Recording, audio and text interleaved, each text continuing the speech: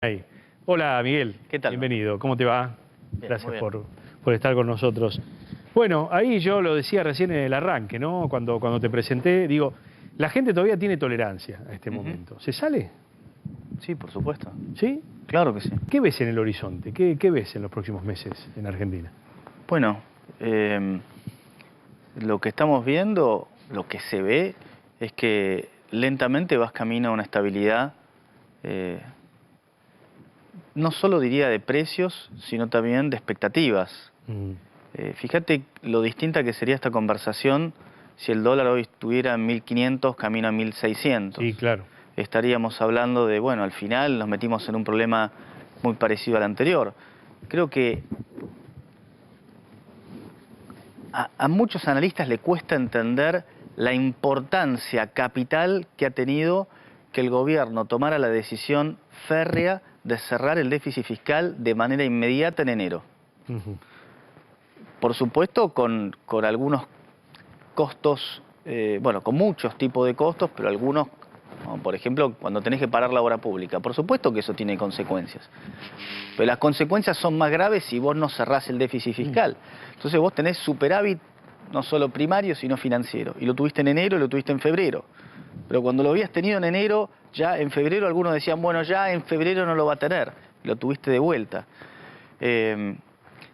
Esta visita, que yo no tenía la menor idea que había venido este alto funcionario de la CIA, y esto me hace pensar una cercanía cada vez más manifiesta de Estados Unidos con Argentina, y yo creo que con el presidente lo ha dicho varias veces, está la intención de levantar el cepo cuanto antes se pueda, y en la medida que vos sigas teniendo este aplastamiento de la inflación, que todavía por supuesto al 13% es una barbaridad, pero cuando vos sacás los ítems que subieron y que son de una vez, está a una velocidad más del 7% mensual, y que incluso ahora, de la última semana, me hablaron de un 1% Sí. semanal, de la segunda semana de marzo. Bueno, por supuesto que uno se pone, vamos a decir, optimista, y además se pone optimista los que votan todos los días con el bolsillo, que son los mercados financieros. Claro. Decime, ¿y esa recuperación va a rebotar en B para arriba o va a ser o vamos a tener que vamos a tener meses donde todavía el dinero no va a alcanzar, ¿cómo lo imaginás? Honestamente no lo sé. Tampoco creo que es para rasgarse la cabeza pensando, a ver, no, es un rebote en L, en B corta, en W. Acá lo que tenés es que vuelvo al primer discurso de Javier Milei como presidente en las escalinatas del Congreso. Recibiste un país donde estabas con una inflación del 1% diario, 3.700 de inflación anual. Lo difícil de todo esto es que llueven las críticas, pero no se tienen real valoración de que la alternativa era que hoy estuviéramos con una hiperinflación y el dólar vaya a saber uno en qué lugar. Porque recibiste en esas circunstancias al país. ¿Y por qué la Argentina es cara en dólares? Los productos están caros en dólares. El otro día poníamos algunos productos, no sé, un dentífrico, la yerba, no sé. La Argentina es cara en dólares, es decir, en Europa te sale todo más barato. Sí, la Argentina está cara en dólares hoy en una parte importante porque todavía estás en el proceso de acomodamiento de precios, Ajá. donde muchos empresarios hicieron su pricing con un dólar de 1.500 o de 1.700 o de 2.000, que eran lo que le decían que iba a pasar. Y sin embargo el dólar está hoy a 1.000. Entonces, eso por supuesto que va a ir bajando. Y bueno, en economía siempre se dice que los precios suben mucho más fácil de lo que bajan, que parece que algo, una obviedad, pero incluso se le ha dado un nombre a eso, stickiness de los precios, que cuesta que bajen. Pero me parece que eso va a ir sucediendo en la medida que, bueno, la gente no convalide precios que son absurdos. De todas las cosas que hay, creo que lo más dramático, cuando estaba viendo hoy en comparación con otros países, es el precio del pan. El precio del pan, creo que vale el doble de lo que vale en casi todos los otros países, Miguel, en dólares, ¿no? Primero, un gusto verte después de tanto tiempo. Miguel, Igualmente, Luis. Menem tardó un tiempo en encontrar la sintonía fina. Nadie discute el rumbo de Milei, eso está clarísimo. Lo que sí se discute, algunos desinteresadamente y otros interesadamente, lo que sí discuten es la praxis, la puesta en práctica, las medidas concretas. Vos que sos un economista profesional, ¿hubieras recomendado el mismo camino? ¿Corregirías algunas decisiones de rumbo de las que está tomando el ministro de Economía en lo concreto, en lo práctico? Pero si vos me hubieras dicho que al 20 de marzo íbamos a estar en esta situación y me lo decías el 10 de diciembre, si se lo decías a casi cualquier argentino, creo que todos hubiéramos estado de acuerdo en decir, es difícil imaginar una situación mejor. Entonces, hablar de universos paralelos, no sé qué agrega, y por supuesto es todo contrafáctico. Déjame agarrar un punto de los que vos hablabas recién, del rumbo, y el diputado que estaba recién acá. El consenso. El consenso nos ha traído acá a lo largo de tantas décadas, que nos ponemos de acuerdo. ¿Nos ponemos de acuerdo en qué? En hacer las cosas mal. En eso somos bárbaros poniéndonos de acuerdo. Entonces, no, Milei no quiere ponerse de acuerdo. Claro, porque no quiere ponerse de acuerdo en seguir haciendo las cosas mal. No quiere ponerse de acuerdo en convalidar infinidad de kioscos y curros que tiene la política. Probablemente hace algunos meses nadie de la Argentina sabía qué eran los fondos fiduciarios. Ahora sabemos que están los fondos fiduciarios, que las universidades no sabemos qué tongo tienen, que el PAMI hacía tal o cual cosa, que el presidente estaba con el negocio de los seguros y donde tocas algo aparece una cosa. Y que directamente había un diseño institucional por parte del Estado para robar. Y como acto colateral hacer algo que sirva para el país. ¿Los fondos fiduciarios eran para robar? Los fondos fiduciarios no es que estaban diseñados para robar, pero definitivamente te daban el vehículo perfecto para hacer lo que vos quisieras. ¿Por ejemplo? Bueno, cuando vos tenés opacidad en lo que vos gastás, eso te permite un montón de discrecionalidad.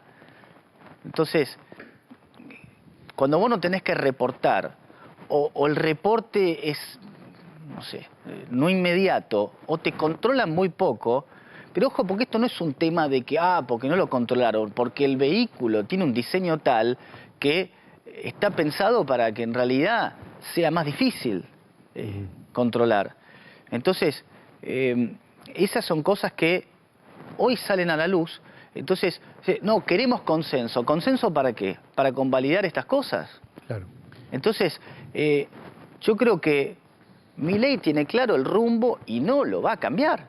Y si los otros no se quieren subir, yo estoy seguro que él prefiere no conseguir ni una sola ley a convalidar un consenso para que estemos todos aplaudiendo, porque los políticos son especialistas en querer construir consenso. ¿Y el consenso de qué? Bueno, no me saque mis curros. Eso quiere decir consenso. Hay una institucionalidad democrática vinculada a eso, porque si no es como pensar que todo el que está en desacuerdo es porque está defendiendo un curro, y hay gente que está en desacuerdo y que tiene una validación democrática porque fue votado, la conformación del Congreso así lo está, y que piensa otra cosa, piensa que este no era un camino hacia una hiperimplantada. Después se puede discutir técnicamente no, pero quiero decir, hay gente que honestamente desde la política dice no, había otro camino, el del crecimiento, el de la redistribución, no es cierto que había una hiperinflación implantada, etcétera, etcétera. ¿Cómo haces para sortear eso? Que insisto, no es defender curro, es una expresión democrática en un Congreso que ha sido votado y representa esas otras ideas. Bueno, mayormente los que te dicen que había otra alternativa con crecimiento es algo verdaderamente fantástico, más bien del rubro del realismo mágico, ¿no? Es de los que creen en la existencia de perros de color rosa.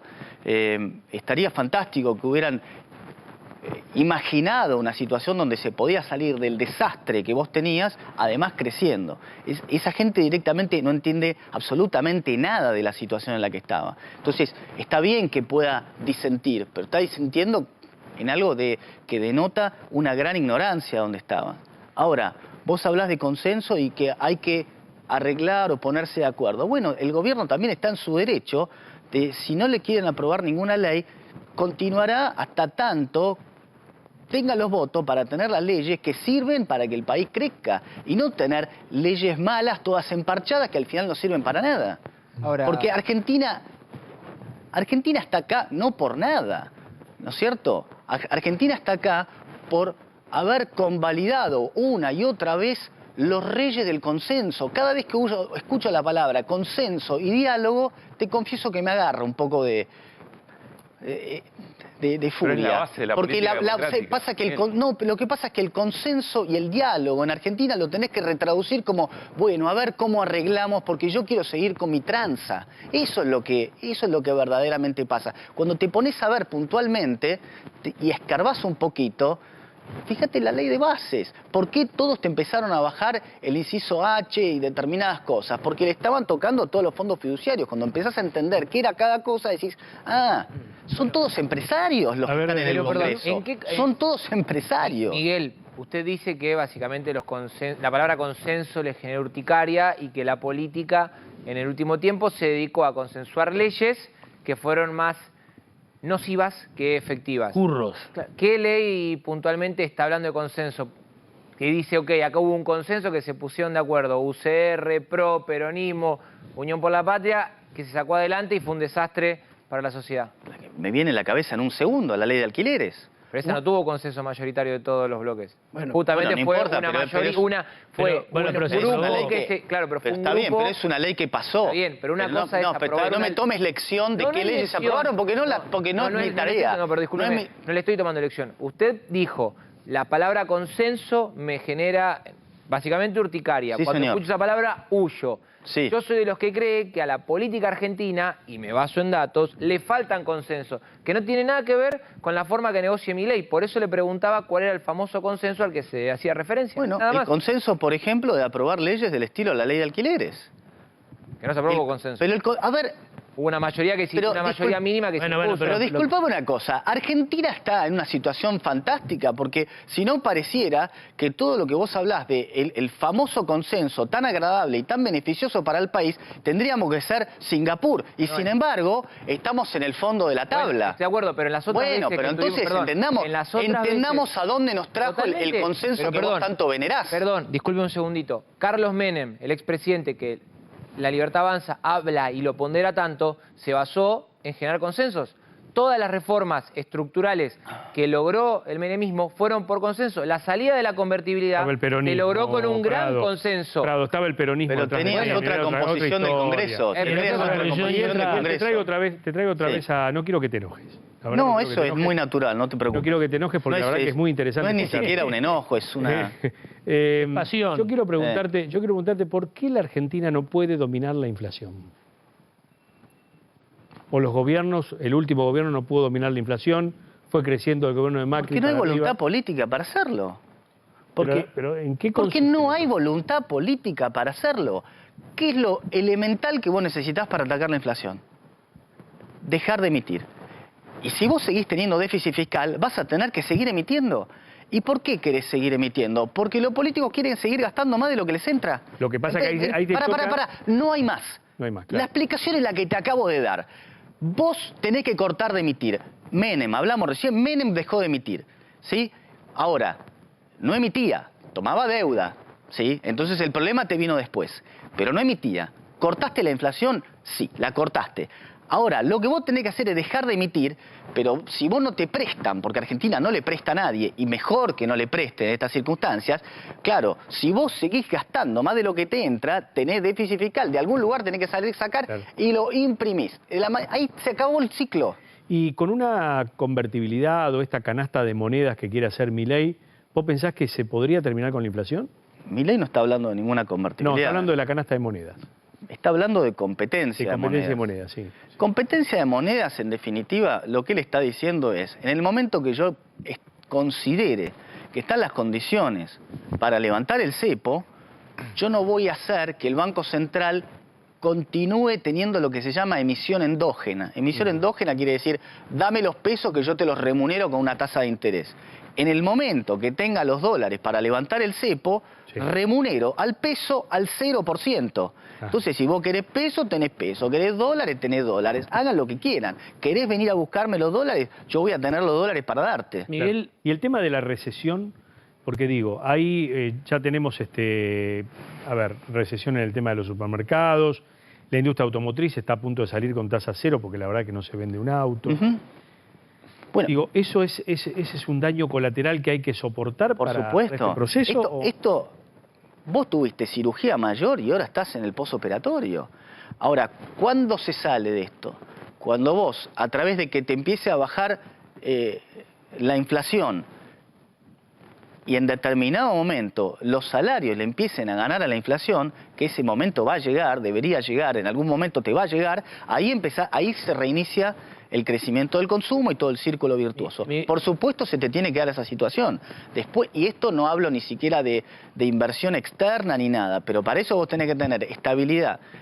Si vos además tenés el cepo te garantiza, levantar el cepo. Hay un montón de dinero en el costado de inversores extranjeros que Milei le supo captar la atención, que muy rápidamente podrían entrar y que muchos también son argentinos, que por supuesto te acelerarían todo este proceso. Pero aún sin tener inversión externa o interna, los efectos prácticos da lo mismo, en el momento que los salarios lentamente le empiecen a ganar a la inflación, en la medida que siga bajando, ahí vas a empezar a salir y vas a haber superado y vas a haber, vamos a decir, fagocitado todo el desastre que tuviste Ahora, Miguel, antes. ¿por qué vendrían inversiones a un país que tiene una recesión tan galopante de muy bajo consumo, producto de las políticas que se implementan? Y eventualmente, si vos tenés apertura de importaciones, ¿por qué vendrían a invertir? Estamos hablando de economía real, digamos, ¿no? ¿Por qué vendrían a invertir acá si, habiendo apertura de importaciones, pueden efectivamente seguir produciendo allá y nosotros comprar trabajo extranjero? No, pero lo que pasa es que vos estás viendo la foto, te quedás con la foto y no con la película. Porque Argentina, por supuesto que en la medida que baje la inflación, y me parece que no terminás de internalizar la idea de que vos ya no tenés más déficit fiscal. Si vos tenés un superávit fiscal sostenido, tenés un Estado que desde el punto de vista financiero funciona bien. Entonces tenés una moneda que tiene tracción por sí mismo, algo que no nos acordamos ni cómo funcionaba, porque nuestra cabeza tiene la dinámica hace 20 años de todo lo opuesto, de un Estado que siempre la corre desde atrás. Por eso es capital la importancia que tiene tener cuentas superavitarias. Y por supuesto después tendrá que ver las condiciones que pueda tener cada una de las posibles inversiones y los motivos por los cuales hay. Hoy hay interés en minería, hay interés en petróleo y también hay interés en el sector financiero. Y vendrá, por supuesto, hoy tampoco tenés un interés en consumo masivo, pero quizá lo puedas tener más adelante. ¿Por qué crees que esta vez los argentinos acompañan?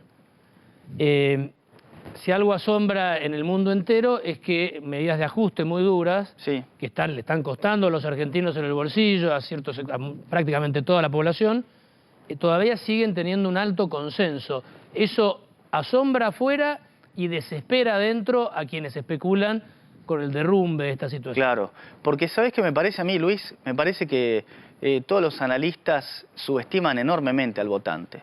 Creen que el votante no va a aguantar, porque el votante en realidad no entiende lo que está pasando. El votante entiende bastante bien cuando ha visto infinidad de veces cómo se financia todo a partir de la impresión de papel moneda, y esa película ya vio como tantas veces se intenta resolver los mismos problemas con las mismas herramientas que fracasaron anteriormente. Entonces tenés ahora a alguien que te está mostrando con total determinación cómo va el camino por otro lado, y yo creo que la gente acompaña por eso. Y ha habido entrevistas en todos lados de gente de incluso bastante bajos recursos que dicen, sí, yo no la estoy pasando bien, pero yo estoy dispuesto a continuar. ¿Qué opinás del llamado a la rebelión fiscal en la provincia de Buenos Aires contra el aumento de Kicillof?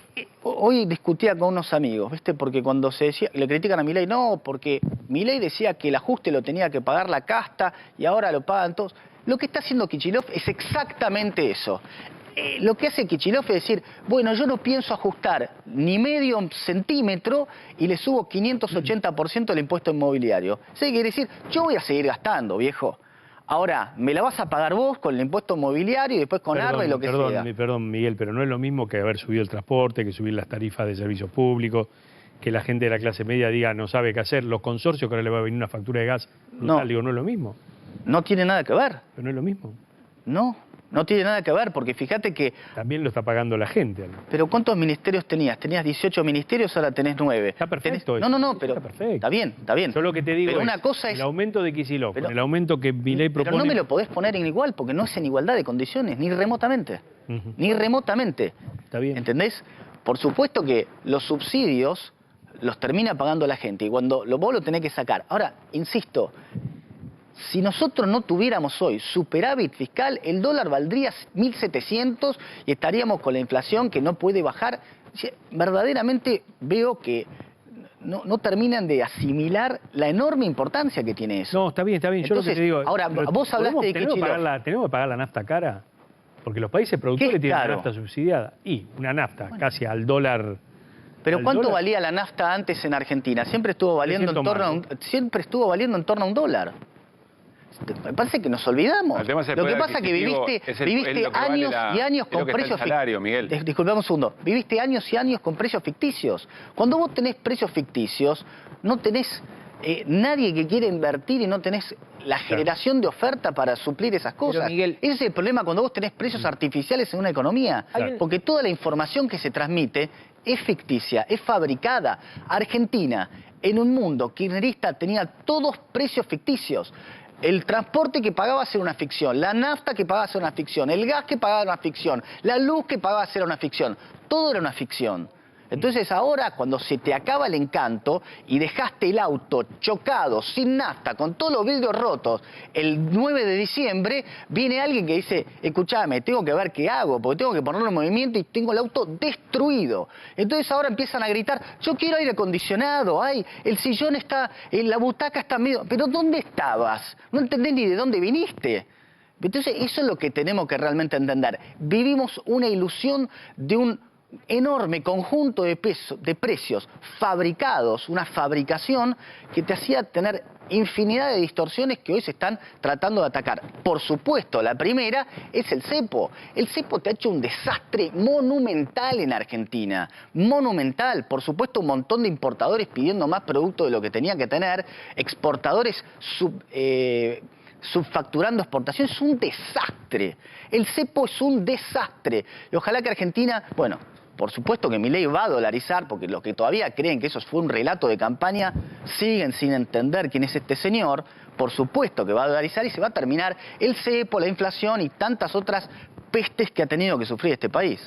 Prado. ¿Por qué considera Miguel que la Casa Rosada realizó dos acciones que eran parte del manual de, digamos, el kirchnerismo? Uno fue la convocatoria del ministro de Economía, Luis Toto Caputo, a las empresas que son, digamos, las principales players en el rubro de alimentos para pedirles que bajen los precios. Y dos, la decisión de la Secretaría de Energía de patear al menos 2 meses el aumento del gas residencial. Te respondo la primera. Parece similar, pero te voy a mostrar por qué yo interpreto que es distinto. El kirchnerismo era un apriete, al estilo Moreno, te pongo un arma arriba de la mesa. Acá la conversación de Caputo es, miren señores, ustedes pusieron los precios con un dólar que tenían estimado en 1.500, 1.600, 1.700 y ahora saben que el dólar fue 1.000. Y te dicen, sí, es cierto. Entonces está diciendo cómo resolvemos ese tema. Porque al final están teniendo unos márgenes que son extraordinarios, pero además no venden. Porque Caputo ha hablado con los mismos empresarios y dice, ¿pero estás vendiendo? No. ¿Y por qué no bajar los precios? Pues no lo quiero bajar. Entonces estás en esa disyuntiva. Ese tire y afloje. Entonces, por supuesto, en ese tire y afloje. La película, si él no hiciera nada, creo que termina con los precios bajando. Me parece que él, abriendo la importación de algunos productos, lo que quiere es acelerar esa caída de precios. Nada más. Por supuesto que es un desafío. Por supuesto que lo es. Pero me parece que lo que busca hacer es acelerar una dinámica que en el mercado de precios se daría de todas formas. ¿Y la prórroga de la suba del gas? La suba del gas no te sé responder, porque no sé por qué lo han hecho. Me imagino yo que es para no tener tanto salto inflacionario al mismo tiempo y sabiendo que marzo probablemente tenés un montón de cosas estacionales y quizás repartirlo a lo largo del tiempo. Me parece que es una cuestión de estrategia de en qué momento vos querés ir haciendo cada una de las cosas. Miguel, yo diría para que el shock no sea tan dramático o un poco menos dramático. Por supuesto que es dramático. Vos marcás como central en la estrategia de Milei el tema del déficit, el equilibrio de las cuentas públicas, etcétera. Por supuesto. Milei, como el presidente Milei, el gobierno de Milei, ¿puede mantener esto en el tiempo a pesar del Congreso, sin el aval de los legisladores? ¿Cómo ves ese tema? Sí. ¿Puede mantenerlo y esperar que la población lo vote en el 25 con la fuerza suficiente como para revertir los números del Congreso? Podría, porque si vos tenés que la inflación sigue bajando y que empezás a tener la dinámica virtuosa del crecimiento, es muy probable que Milei llegue a las elecciones legislativas del año que viene con viento a favor y que tenga una gran elección legislativa que le permita sentarse en el Congreso y sí, tener que negociar, pero con otro caudal de votos que le sea más accesible llegar a lo que él busca. Creo que esa es una posibilidad. Por supuesto, en el mientras tanto, un conjunto de legisladores nos van a haber hecho perder a los argentinos un año. Yo tengo 48, me han hecho perder muchísimos, 20. Todos los argentinos hemos perdido años y años en oportunidades. Eso es lo peor de la Argentina. Es el gran robo de los políticos, no es solamente los pesos o los dólares que nos han robado. Nos han robado los años en oportunidades. Cuando vos te pones a ver gente de nuestra misma edad que vive en otros países y las oportunidades que ha logrado tener, y nosotros, teniendo todos los recursos, acá estamos. Los aumentos salariales... Un conjunto de giles que no podemos hacer nada porque los que nos gobiernan nos han dejado atrapados. ¿Los aumentos salariales, para vos que sos economista, es un componente inflacionario? Mirá, uno de los problemas cuando vos tenés esta inflación donde muchos supermercados te terminan haciendo el 2x1, que de alguna forma te están reflejando que te están dando el precio, que el precio por unidad sería más bajo, el problema que te genera es que cuando vos haces el cálculo del índice de inflación te da un poco más alto que el que tendría que ser y por supuesto después eso te impacta en negociaciones de paritarias también más altas. O sea, todo el proceso se va haciendo más lento hasta llegar a una situación donde se pueda languidecer. Pero bueno, creo que hay expectativas de que la inflación en marzo pueda llegar a estar en un dígito, ¿no? Ajá. Marzo, la de ahora, en un dígito. Bueno, hay algunos que tienen ese optimismo. ¿Y la cuestión social la ves de reojo? Sí, por supuesto. La cuestión social, no olvidemos que el gobierno de Milei se ha encargado de concentrarse en ese tema, en especial, no sé si multiplicaron por 2 o por 3 la AUH, se le ha dado mucha importancia a eso. Y bueno, nadie dijo que esto iba a ser fácil, pero me parece que puede terminar siendo un poco más rápido de lo que se esperaba. De hecho, las cosas se están moviendo con más rapidez de lo que se esperaba. ¿Impuesto a las ganancias te parece procedente volver a aplicarlo a la cuarta categoría? Te digo cómo lo veo yo. Milei odia los impuestos más que ningún argentino. Es de los 44, somos 46 millones, es probablemente el que esté en el top 10 de los que más lo odian. Y si lo tiene que poner es porque en realidad, insisto, que lo primordial termina siendo el superávit de las cuentas públicas. Él va a poder bajar impuestos en la medida que tenga superávit. Fíjate que hay muchos que dicen, no, primero baja impuestos y después conviví un poco con superávit. No puedo convivir con superávit porque entonces tengo que emitir o tengo que conseguir que alguien me preste. Argentina no puede darse ese lujo porque no tiene credibilidad y ha hecho desastres a lo largo de los últimos 70 años. Entonces vos lamentablemente la única dinámica, el único sendero a través del cual vos vas a bajar impuestos es cuando vayas acumulando superávit fiscal y después vas a ir bajando esos impuestos, por supuesto, cuando estés en la fase de crecimiento. Gracias, Miguel. Bueno, por Gracias, favor. A ver si un día venís a cantar. Bueno, puede llegar a ¿Puede ser. ser? ¿Sí? Y qué sé yo. ¿Seguís cantando así para la gente o no? Por supuesto. ¿Eh? Por Qué supuesto. grande. Bueno, te vimos en este set cantar, ¿eh? Sí.